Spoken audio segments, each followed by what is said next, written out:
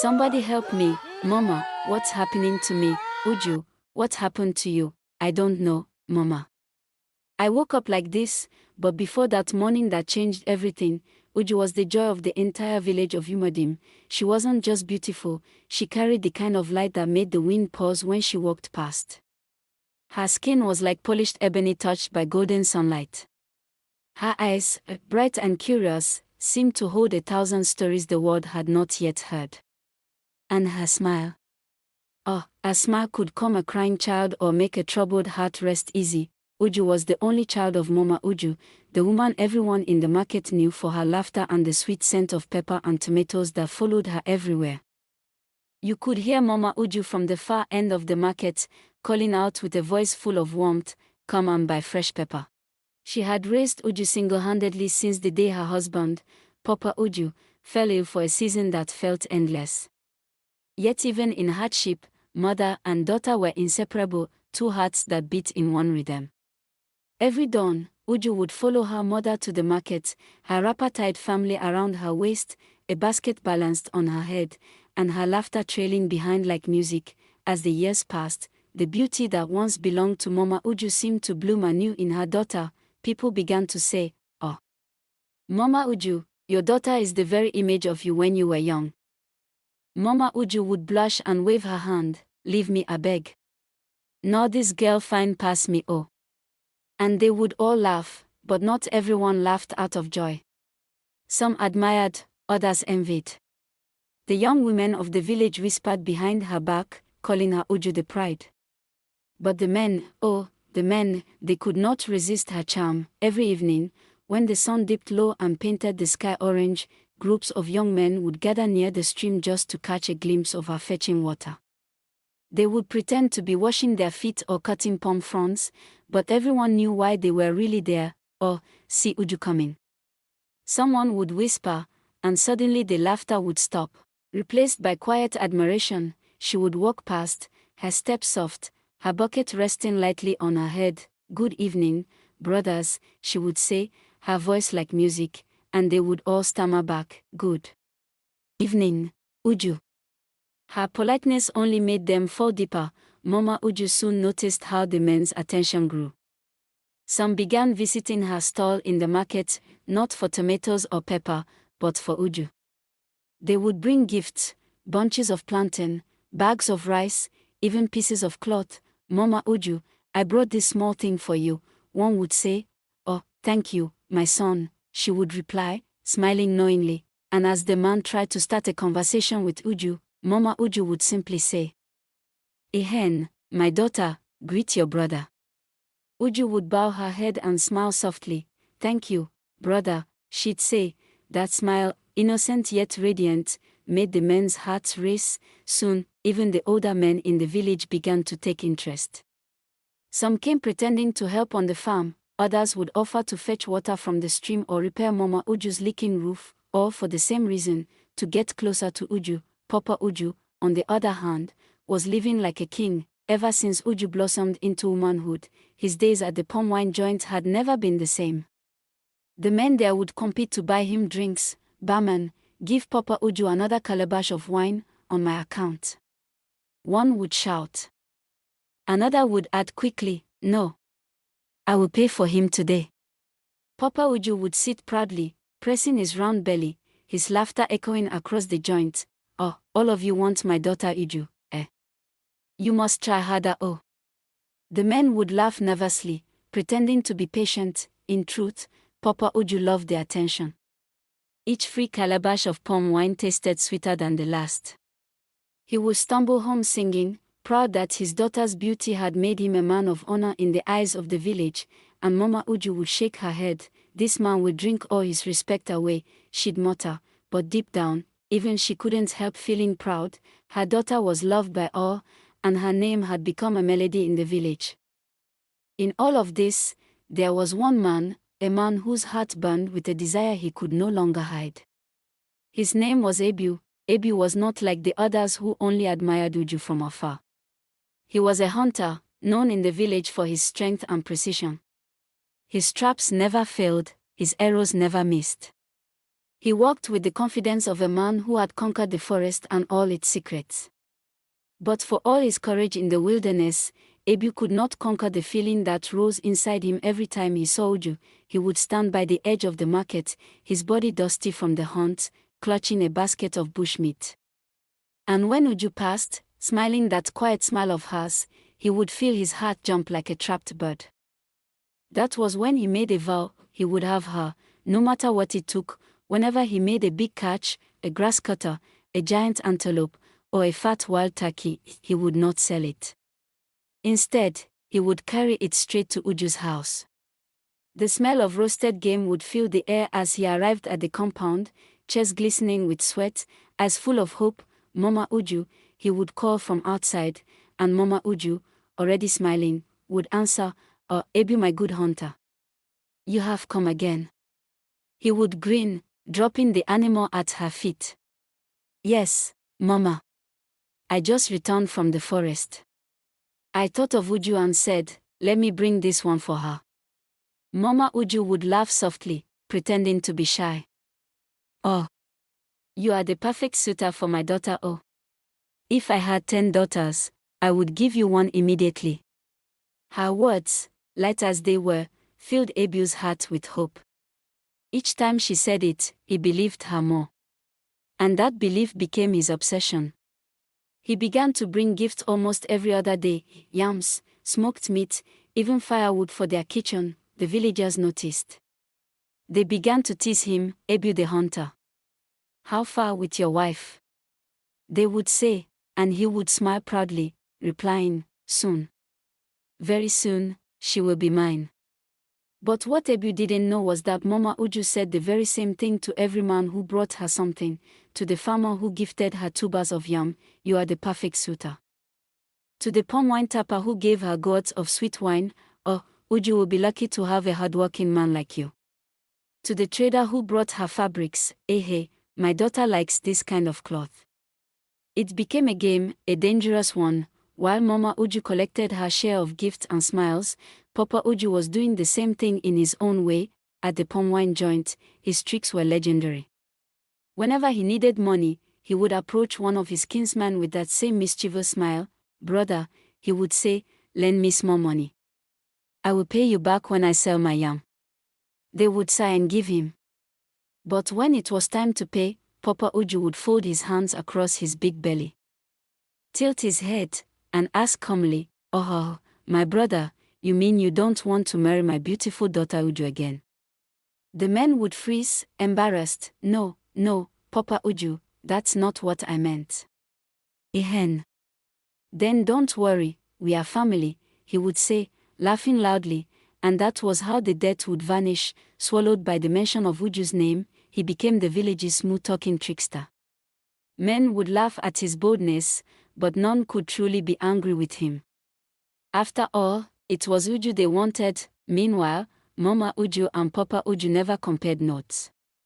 Each believed their own charm was keeping the family afloat. She threw her sweet tongue, he threw his wit, and in between their games, poor Uju was left in the middle, unaware that her beauty had become a bargaining chip in the hands of her own parents. Ebu, however, was no fool. He began to notice that other men also brought gifts, men he once called friends. He would see them leaving Uju's house with smiles and promises in their eyes. At first, he ignored it. But soon, jealousy began to grow in him like wildfire in dry grass. "Are they mocking me?" he wondered. "Do they think Uju belongs to them too?" One afternoon, he came to the market and saw Uju laughing with another young man, a trader from the next village who had brought her mother a sack of rice. The sight tore through him. His chest tightened, and he clenched his fist till his knuckles went white. That night, he went deep into the forest, farther than he had ever gone before.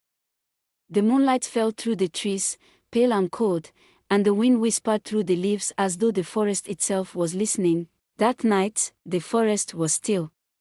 Even the wind refused to blow.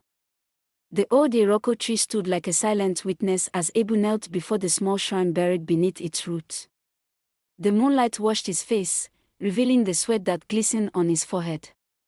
He held in his trembling hands a charm wrapped tightly in red cloth, something the old medicine man had given him long ago, warning him to only use it if his heart was sure, but Abu's heart was blind with love, or what he thought was love. He placed the charm on the ground and whispered, "If they are fooling me, if she and her parents are using me, may she turn into one of the animals I have given them." He paused, his eyes burning with tears. "But if she is truly mine, if she is meant to be my wife, may she live long and bear me beautiful children." He said it once, then twice, and the third time, his voice cracked, a cold wind rushed through the trees. The charm shook slightly, as though something had heard. Abu took that as a sign. He stood, brushed the dirt from his knees, and walked away, unaware that the forest spirits do not choose sides, they only answer prayers with balance. That night, Umadim slept peacefully. Roosters crowed from distant compounds, fires burned low, and the sound of crickets filled the darkness, but when morning came, the peace was broken by a scream that tore through the village like thunder. "Somebody help me. Mama, what's happening to me?" It was Uju's voice. Mama Uju dropped her basket of tomatoes and ran into the hut, her wrapper barely tied. When she entered, she froze. Her daughter, her precious Uju, was sitting on the mat, trembling, tears streaming down her face.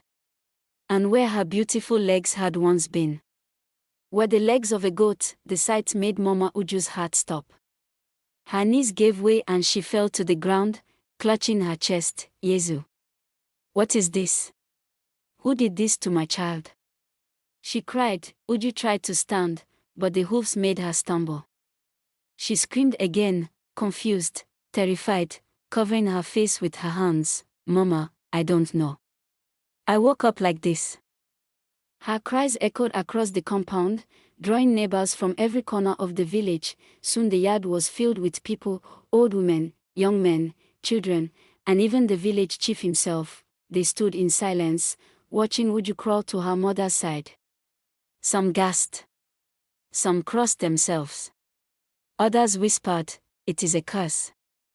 Maybe she offended the gods. Or maybe one of her suitors went to a shrine." Mama Uju looked around, desperate. "Please, help me. Somebody help my daughter," she begged, her voice breaking, but no one stepped forward. Then, in anger and tears, she shouted, "All of you men that came to my house. All of you that said you loved her. Come and help her now. Come and show your love." The men shifted uncomfortably. One by one, they began to step back. The trader who once brought rice quietly disappeared into the crowd. The farmer who had promised a dowry slipped away behind a group of women. Even Abu, who stood at the far end of the crowd, looked down at the ground, guilt and fear wrestling in his chest. Mama Uju pointed at him. "Abu. You, the hunter.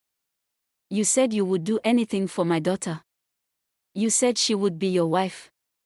Now she needs you, will you help her?" The crowd turned to Abu, his lips trembled. He wanted to speak, but no words came out. His mind flashed back to the shrine, to the charm, the red cloth, and the words he had spoken. He took a step back. "Mama Uju," he whispered, I didn't mean for this to happen." Her eyes widened in horror. "What did you do, Abu?" But before he could answer, the chief raised his hand. "Enough," he said. "This is not a matter for shouting. The gods have spoken. No one should touch her until we find out why this has happened." The villagers began to murmur, She has been cursed. Maybe her mother took too many gifts." This is what happens when beauty becomes pride. Mama Uju fell beside her daughter and held her tight. "My child. My only child," she cried. "Who did this to you? Oh God, what have I done?" Papa Uju arrived later, staggering from the palm wine joint, half drunk and half awake. When he saw the crowd outside his compound, he laughed. "What is happening here? Why is everyone gathered?" No one answered. Then he heard the sobbing from inside the hut. He pushed through the people and what he saw made him drop his gourd of palm wine to the ground. He stared, eyes wide, mouth open, Yezu. He screamed. My daughter. What happened to her legs? Uju reached out, weeping, Papa, help me. He staggered back, clutching his head. Who did this? Who did this to my daughter? He cried, but there was no answer. One by one, the villagers began to leave, shaking their heads. The same men who once fought to win Uju's love now avoided her like a plague. They whispered that she was cursed, that she had danced with spirits in her dreams, that she had been too beautiful for her own good. By sunset, only the family remained, Mama Uju and Papa Uju, sitting silently as the fire burned low. The sound of crickets returned, but it no longer felt peaceful. In the stillness, Mama Uju turned to her husband. We must find out who did this, she said. Papa Uju nodded weakly, yes. Before it's too late. But deep in the forest, beneath the old Iroko tree, the charm Ebu had buried began to stir. Its red cloth moved as if touched by invisible hands, and from somewhere in the darkness, a faint voice whispered, it has begun. Days turned into weeks, and weeks into months. The once lively compound of Mama Uju became silent like a graveyard. No laughter, no visitors, no music, only the sound of a broken mother and a girl whose beauty had turned into sorrow. Uju hardly came outside anymore. She would sit quietly by the window, her goat legs covered with a wrapper, watching children run and play, wishing she could join them. Then one morning, as the harmattan breeze swept through the village, a familiar figure appeared at the gate. It was Ebu, the hunter. His face was tired, his eyes sunken, but his steps were firm. The people who saw him whispered, "Oh, he has come again. Maybe he came to mock them." But Ebu's heart carried no pride that day.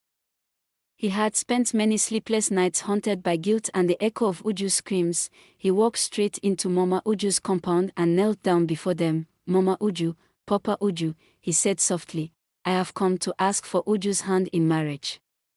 The old couple looked at him, confused. Mama Uju blinked. Ebu, you know her condition. You still want to marry her? Ebu nodded slowly. Yes, Mama. I was the one who caused this. I prayed foolishly to the gods, and they answered. If my words turned her into this, then I must also be the one to love her through it.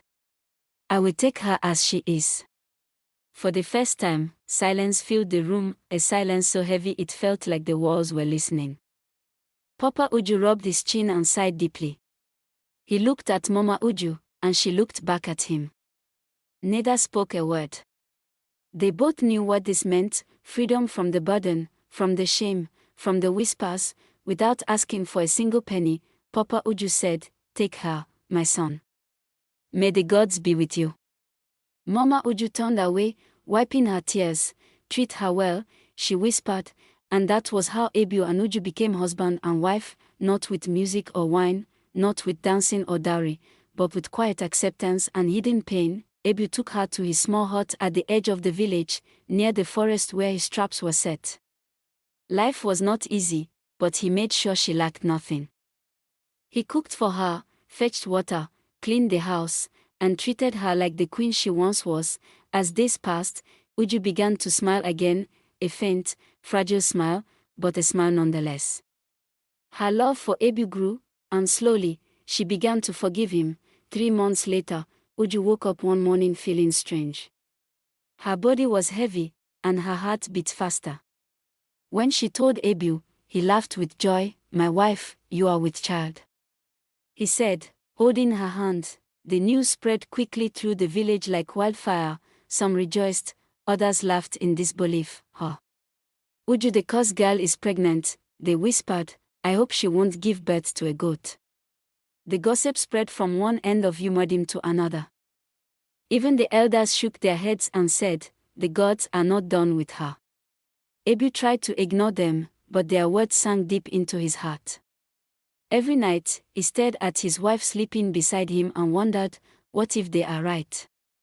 What if the curse follows the child? Finally, one morning before dawn, he took his bow and walked into the forest, the same forest where it had all begun. He stood before the old Iroko tree, the shrine still buried beneath it. He fell to his knees and cried out, "O gods of the forest! I have wronged you. I have wronged her. I do not ask for riches or fame, only mercy. Take this curse away from her. Restore her to how she was before. I beg you." He bowed his head to the ground, tears soaking the earth. For a moment, there was silence. Then a gentle wind blew through the trees, rustling the leaves like whispers. He took it as a sign, maybe the gods had heard him. He returned home that evening, hopeful. But when he saw Uju, his heart sank. Nothing had changed. Her legs were still those of a goat. He didn't tell her where he had gone. He simply smiled and said, "Everything will be fine." And every day, he loved her a little more, her laughter, her strength, her courage to live despite everything. Then one rainy night, everything changed. The wind howled outside as rain poured through the leaking roof. Uju woke up, half asleep, to move a basin under the dripping water. But when she stepped down from the bed, she felt something strange beneath her feet, something warm, soft, human. She looked down, confused. Her eyes widened. Her wrapper fell from her hands. They were legs, her legs. Her beautiful, human legs. Uju screamed, not from fear but from pure joy. "Ebu! Ebu! Wake up! Look!" Ebu jumped up, startled. And when his eyes met hers, he froze. For a moment, he couldn't breathe. Then, slowly, a smile spread across his face. "The gods. They heard me," he whispered. "They finally heard me." He fell to his knees and lifted his hands toward the sky. "Thank you, ancestors.